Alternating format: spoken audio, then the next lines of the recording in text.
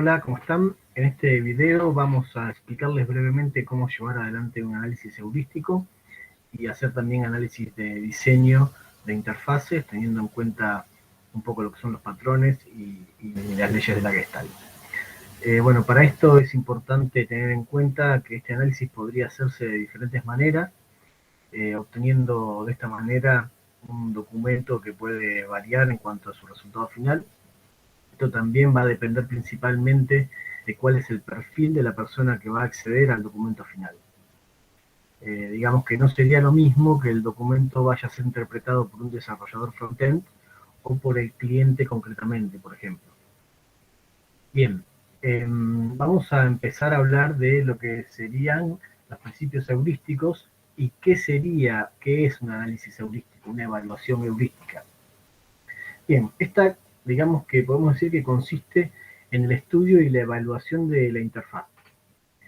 Participan uno o más expertos en usabilidad y de acuerdo con un conjunto de principios de diseño establecidos previamente, es que se desarrolla este análisis. En este caso, estamos mostrando los principios heurísticos propuestos por Nielsen y Moldich. Estos principios, digamos que sirven de base para la evaluación. Se denominan principios heurísticos. Y bueno, en caso de proyectos de diseño de interacción, se denominan también principios de usabilidad. Bien, para organizarnos necesitamos los siguientes materiales. Simplemente algo para tomar nota, y es muy recomendable tener, los principios heurísticos a mano, una lista para ir haciendo check de cuáles son los que no cumple nuestra interfaz a partir de nuestro análisis. Bien, ¿cuándo se puede hacer este análisis? Digamos que la evaluación heurística se puede hacer en diferentes momentos. Digamos que el proceso de diseño presenta sus variantes y, bueno, siempre se habla de diseño centrado en el usuario, ¿no? Como les decía, se puede llevar a cabo durante el proceso de diseño, una vez que se elaboraron las primeras propuestas y se construyeron los primeros prototipos del sistema. Esto nos permite corregir aspectos de usabilidad antes del desarrollo propiamente.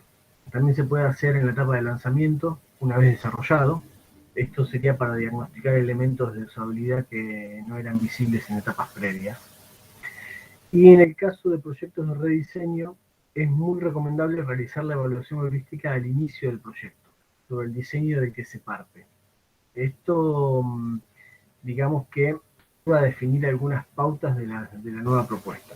Cuando hablamos de etapas de un proceso de desarrollo, concretamente de una interfaz, podemos hablar de estas 4 etapas: investigación, definición, generación y evaluación.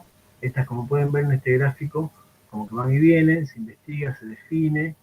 En la definición se pueden encontrar baches como para volver a la investigación.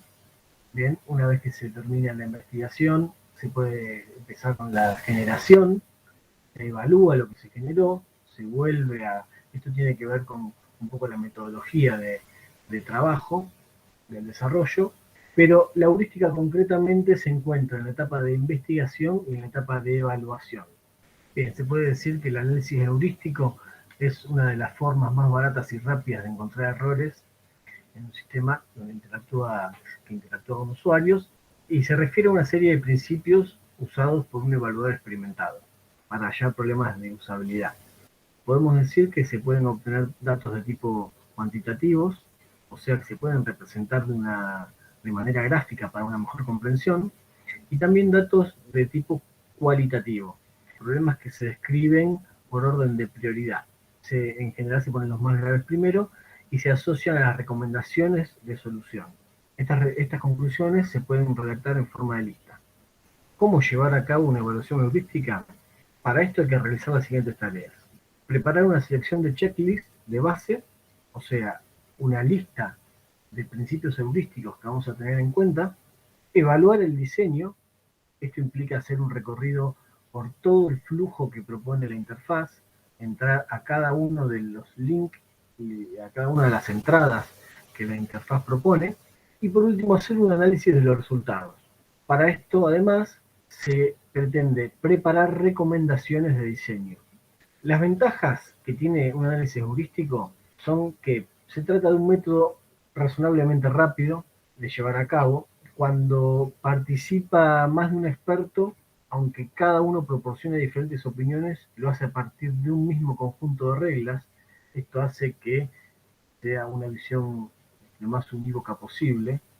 Es económico y se compara con métodos que involucran a usuarios. Por lo tanto, los métodos que involucran a usuarios serían los test, que son por ende más caros, ya que involucran a más personas, pero bueno, se puede hacer se puede, digamos, confrontar un análisis con el otro para ver si se obtienen resultados parecidos, se comparan.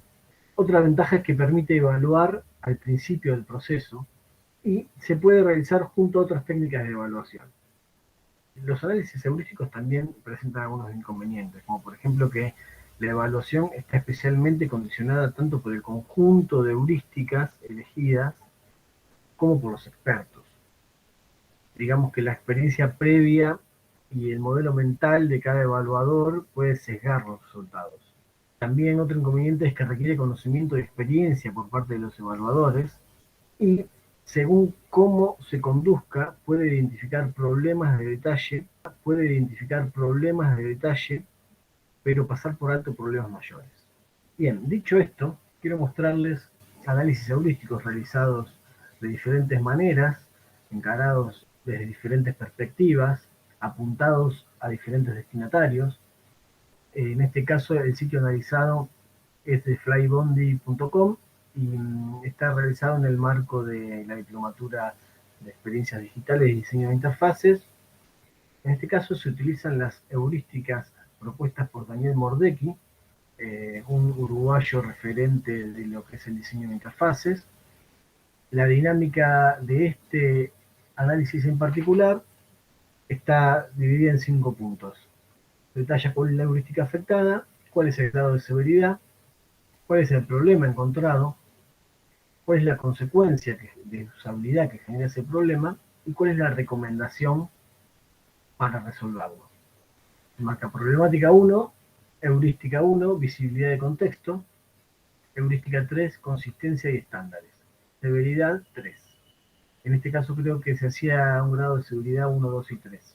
El problema, el logo ubicado en la parte superior izquierda en algunas pantallas, como la de consulta tu reserva o en check-in, desaparece. Como consecuencia de esto, el usuario está obligado a buscar otro medio, como ir hacia atrás en el navegador, para direccionar en caso que quiera volver a la página principal. Recomendación, dejar de manera permanente el logo en la ubicación original. Esta es una captura de pantalla y se muestra que en esta parte del flujo desaparece el logo de la parte superior izquierda. Bien. Así se va haciendo un estudio de toda la página y se van encontrando las distintas problemáticas. En este caso, problemática 2, heurística, libertad y control por parte del usuario, severidad 3. Como pueden ver, se van poniendo de la más severa a la menos severa. En este caso, la más severa son las de severidad 3. Problema encontrado. En pantallas como preguntas frecuentes, al hacer clic, esta se abre en una ventana aparte.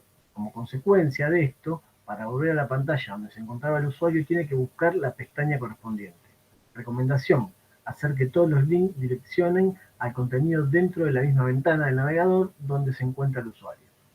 Una captura de pantalla te muestra dónde se marca la heurística. Bien, dónde se encuentra el problema, ¿verdad? Vamos a ver algunos ejemplos más. Heurística 7, flexibilidad y eficiencia de uso. Severidad 3. Al hacer clic en la opción de cambio de idioma o de moneda ubicada arriba a la derecha de la pantalla, despliega sus opciones por detrás de un aviso emergente que notifica sobre los cambios de aeropuerto donde operan los vuelos a partir de cierta fecha. Como consecuencia de esto, el usuario se ve imposibilitado de utilizar esta función, o bien buscar recursos alternativos como usar la lupa del navegador para agrandar la pantalla y poder hacer clic en alguno de los pocos píxeles donde asoma la opción deseada. Recomendación: ubicar la notificación debajo, ni detrás ni adelante, del menú desplegable, de la opción de idioma y moneda para que una no intervenga en la otra. Y se muestra acá cómo esta notificación nos está tapando, en este caso, las opciones que el usuario podría estar queriendo cliquear o ingresar. Bien, a ver, vamos a alguna otra. Bien, problemática 7, heurística 9, escribir para la web. Esto recuerden que son heurísticas propuestas por Daniel Mordecki, no no son las heurísticas de Nielsen. Severidad 2. Problema. El contraste de los textos y el fondo es muy bajo. Como consecuencia de esto, generan problemas de legibilidad, por lo tanto, de acceso a la información. Bajar, oscurecer, el valor tonal del gris, implementado en los textos, y acá le estamos diciendo directamente qué valor tiene que tener el gris. Esto, como pueden ver, acá está el problema, ¿bien? Este contraste no todos lo notan, entonces lo que podemos hacer es tomar una muestra, tenemos este color, que va a ser el color de la letra. Existen páginas para chequear contrastes, por ejemplo esta, donde ponemos cuál va a ser el color de la letra en este caso, y el color del fondo, que sería este gris. Bien, como podemos ver, falla en todas las pruebas. Nosotros lo que tenemos que hacer acá es generar un color de letra o un color de fondo que nos permita, ahí esto en este caso pasa, dependiendo del tipo de texto que queramos usar, si es largo, corto, si es un texto normal, si es pequeño, ahí bien, ahí. Este color debería ser el que debería tener el texto para que sea legible de acuerdo a lo que son las leyes de accesibilidad web. Bueno, acá está marcando el tema del contraste, otra vez. Bien. Problemática 8, heurística 7, flexibilidad y eficiencia de uso, seguridad 1. Los derechos de copyright no se encuentran en las páginas principales del sitio. La consecuencia es que para el usuario es engorroso encontrar la información de copyright del sitio. Debe entrar a un enlace de información legal situado en el pie de página, luego otro enlace, términos de uso de nuestra web, y ahí encuentra la información. La recomendación es poner en el pie de la página un link que diga derechos de copyright, sea visible en todas las páginas. Si bien no es muy importante, por eso es de severidad 1, no es muy importante el acceso a lo que es los derechos de copyright, en este caso lo que se está diciendo es que hay un flujo de interacción que podría resolverse en un clic y no ingresando a 2 links, ¿sí? Entonces de esta manera se hace una propuesta de que, fíjense, sería entrando a términos de uso de nuestra web y después ingresando, como dice acá, a derechos de copyright. Bien, problemática 9. Ayudar a los usuarios a reconocer, diagnosticar y recuperarse de errores. Severidad 2. Y si la información de error en los usuarios no es lo suficientemente clara, incluye puntos en español y puntos en inglés. Además se ubica arriba del formulario y obliga al usuario a recordar el error cometido a la hora de ir a corregirlo debajo. En consecuencia, el usuario puede no interpretar claramente en qué campo está el error o cuál información está faltando completar. Recomendación: el tema debe estar siempre en el idioma de acuerdo a la opción que el usuario eligió. Si está en versión inglés, el formulario y los errores del mismo idioma, ¿no? Y deberá estar en inglés. Bien, esto además, no solo, acá está la captura de la imagen, no solo que esto es, digamos que es un error que rompe una heurística, sino que además no se cumplen con algunos patrones de diseño.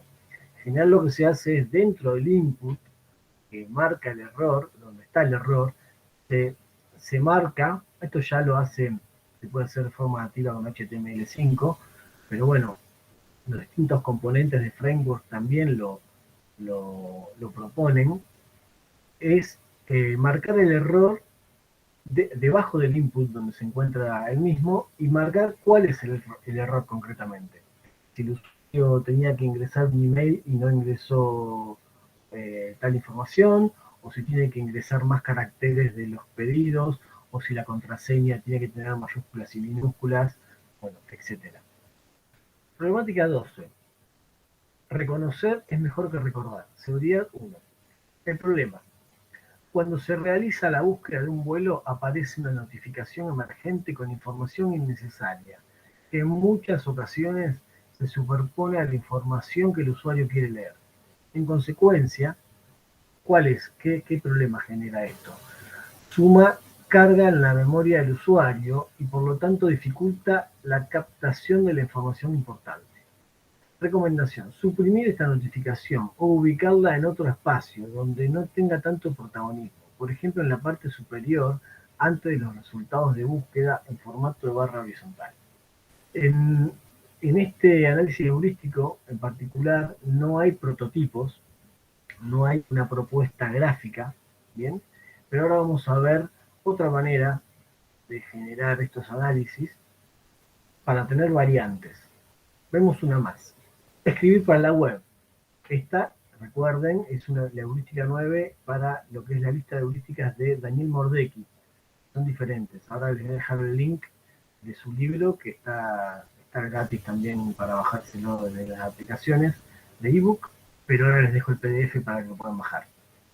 Bueno, dice, cuando se realiza la búsqueda dentro de información legal, en términos de privacidad, así como en otras secciones del sitio, aparecen grandes extensiones de texto sin jerarquizar. Como consecuencia, la lectura para el usuario se vuelve tediosa y poco dinámica. Recomendación: incorporar en el texto variables de cuerpo y peso para generar diferentes órdenes de lectura y jerarquizar la información.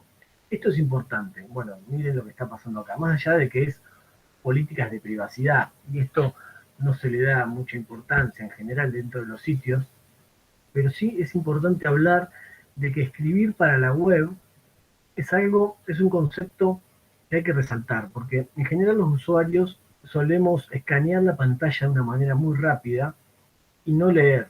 No leer es una costumbre, es una práctica habitual, digamos que el usuario no se detiene a leer grandes textos, hay que escribir de manera muy concisa y, por ejemplo, no utilizando líneas de texto muy largas, ni textos muy largos, o sea que el ancho de la columna, si supera más de la mitad de la pantalla, es un montón. Digamos que la mitad de la pantalla ya sería un texto con una línea bastante excesiva, podría ser menor, podríamos hablar de un tercio como máximo, pero además de plantear niveles de lectura, jerarquizando, utilizando las variables bold, ¿sí? Puede hacer resaltar conceptos clave del texto como para que el usuario pueda hacer una lectura mucho más rápida y conceptual, y ya enterarse de lo que está pasando. Y después, si quiere hacer una lectura más detallada, poder leer el texto entero. Bien, ahora les voy a mostrar otro tipo de análisis heurístico. En este caso, este análisis estaba orientado a, digamos que el destinatario era un desarrollador, ¿sí? Es un análisis que está hecho hace mucho y tiene sus errores también, pero también acá aclara que se trabaja con las reglas heurísticas de Nielsen y la teoría de la Gestalt, ¿bien? Y que se hacen se hace una propuesta visual, cómo es el original y cómo quedaría y cuáles son las recomendaciones. Directamente está mostrando la barra de navegación original y la mejorada, ¿bien? En este caso aparecen los links a las redes sociales porque los tenía en el footer. Entonces dice, bueno, recomendaciones: agregar enlaces a las redes sociales. El sitio debe imponer la menor cantidad posible de restricciones a los usuarios, permitiéndoles elegir los cambios y formas de cumplir sus objetivos.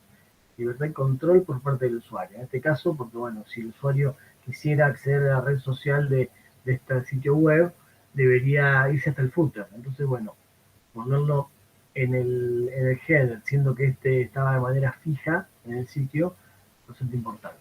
Bien, después, fíjense los cuerpos de las letras. Acá tampoco pasa la prueba de contraste esto.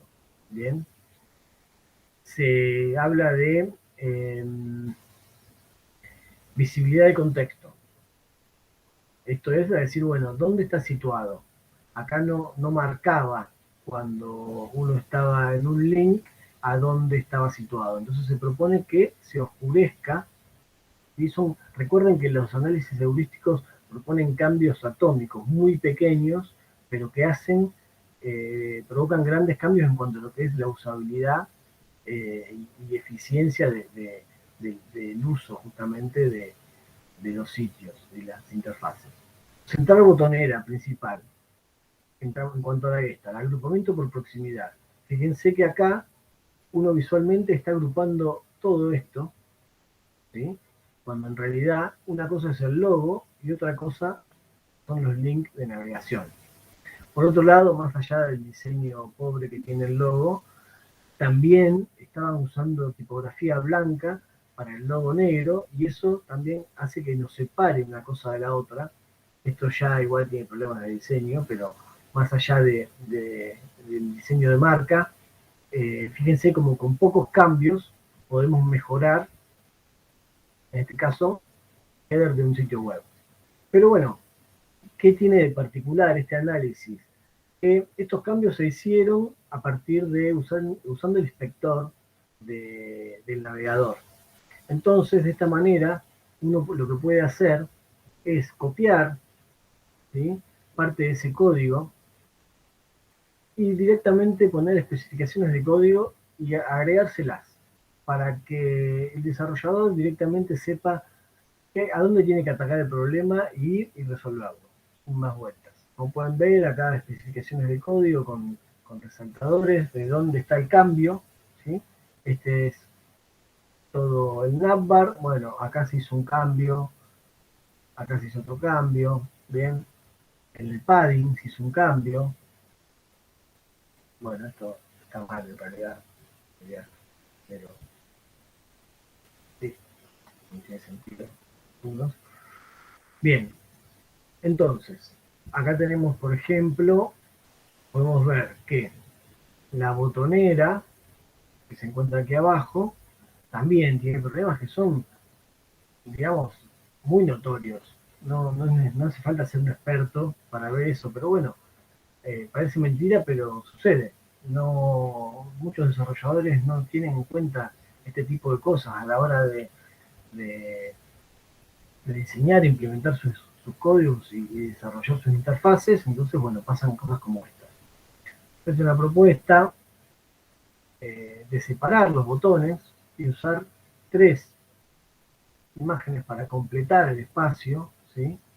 De esta manera poder agrupar visualmente cada uno de los elementos. En este caso los botones terminan siendo muy pequeños igual. Digamos que la propuesta está pobre también. Pero bueno, en cuanto a la recomendación, lo que se dice particularmente es que lo que es realmente importante es la distancia entre los botones. Para este caso, ¿no? No se termina agrupando todo como una sola cosa. O sea, que no tienen que estar ni tan lejos ni tan cerca. Acá incluso están un poquito alejados, podrían, pero bueno, dándole un poco más de padding, se acercarían un poco más y tendría más cuerpo el botón. Bien, acá son algunos detalles que también hablamos de escribir para la web. Digamos que este texto es totalmente ilegible, en el sentido de que nadie se va a detener a leer todo esto, va a pasar de largo, definitivamente. Pero bueno, hay veces que el cliente quiere poner ese texto, porque lo quiere poner. Entonces, bueno, una manera de mejorar eso sería usar una tipografía que sea más legible. Si pueden ver, como pueden ver, acá una tipografía con serif, que es más compleja para leer, tiene más detalle la tipografía, ¿sí? No utiliza bien la separación con los padding, ¿sí?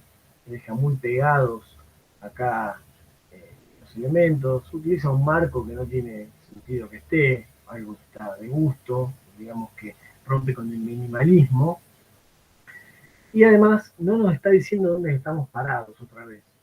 Digamos que acá la propuesta que se hace, recomendaciones, visibilidad de contexto. El sitio debe mostrar a los usuarios dónde se encuentran y de dónde vienen. debe ser evidente si se mantienen dentro del sitio o si salieron. En este caso, se propone simplemente esto. Está el inicio, nosotros. Bien, más allá de que acá nos está marcando dónde estamos, es importante, esto es un patrón de diseño que también juega mucho, directamente acomodando un poco, dándole un poco de aire, ¿sí?, a los lados, cambiando la tipografía, haciendo que el texto sea más legible, ¿bien? Más allá de que es extenso, y eso se aclara, escribir para la web, los textos y otros contenidos deben estar optimizados para la web, desde el punto de vista de los usuarios. El usuario escanea la pantalla, no se detiene a leer largos textos. La web no es un libro, es acceso dinámico a la información.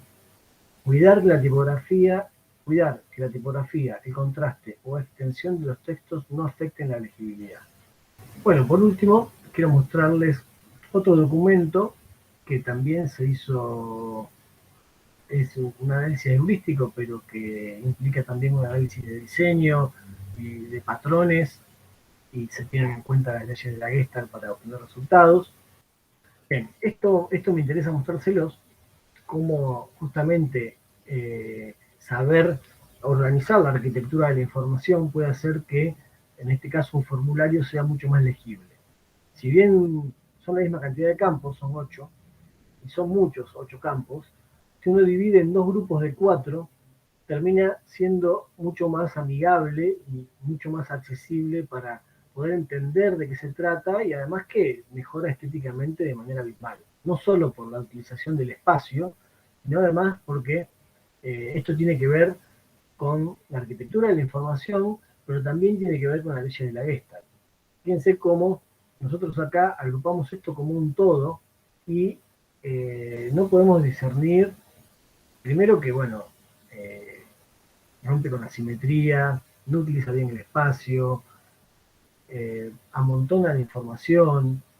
Entonces, acá podemos, si nosotros hacemos un análisis de qué son los datos que estamos pidiendo, podemos decir que por un lado tenemos los datos personales y por otro lado tenemos los datos profesionales. Los datos personales serían el nombre, el DNI, fecha de nacimiento, teléfono.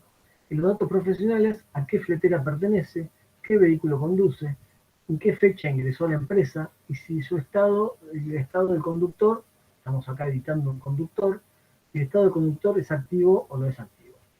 Temas como agregar un icono que haga referencia a la acción que estamos haciendo, ¿bien? Que los espacios, que esto esté centrado, ¿sí? Acá no lo está, que esto parezca todo centrado. Pero acá lo importante es poder ver cómo se organiza la información y cómo, a partir de las distancias, acá incluso este label podría estar más cerca del input para que se separe más del de abajo y agrupar más fácilmente estos dos elementos como un conjunto, esto como otro conjunto y esto como un conjunto completo además. Bueno, por último les quiero mostrar una herramienta que me parece muy interesante y es una extensión de Chrome que se llama UX Check y nos permite hacer un análisis heurístico directamente sobre el sitio y generar el documento automáticamente. Haciendo clic en el icono de la extensión nos abre esta ventana y tenemos varias opciones. ¿Sí? Si ponemos pause no hace más nada, pero si sacamos la pausa vemos que al recorrer nos hace una especie de inspección. Entonces es como un inspector. Entonces acá podemos pararnos sobre esta pestaña, hacemos clic y nos despliega este modal. Nosotros acá tenemos, fíjense, todas las heurísticas de Nielsen, podemos poner otras, entonces podemos decir que esto no cumple con lo que es el buen diseño y el minimalismo. Podemos decir es demasiada información en el navbar, rompe con la heurística de minimalismo y buen diseño. La recomendación, bueno, es bastante compleja, pero bueno, hacer un estudio de la arquitectura de la información.